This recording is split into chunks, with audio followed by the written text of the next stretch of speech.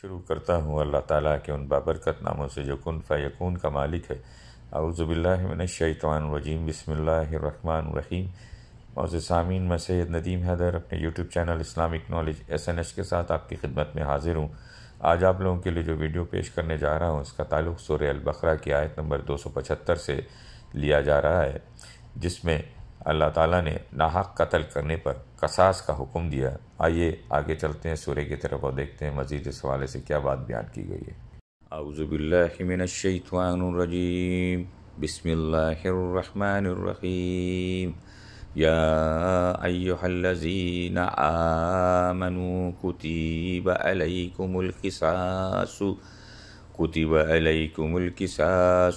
فی القتل، الحر بالحر والعبد بالعبد والانثى بالانثى، فمن عفی له من اخیہ شیء فاتباع بالمعروف واداء الیہ بإحسان، ذلک تخفیف من ربکم ورحمہ، فمن اعتدی بعد ذلک فلہ عذاب علیم۔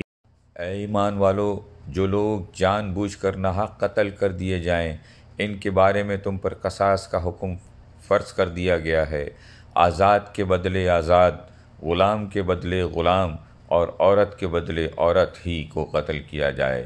پھر اگر قاتل کو اس کے بھائی یعنی مقتول کے وارث کی طرف سے کچھ معافی دے دی جائے تو معروف طریقے کے مطابق خوں بہاں کا مطالبہ کرنا وارث کا حق ہے، اور اسے خوش اسلوبی سے ادا کرنا قاتل کا فرض ہے۔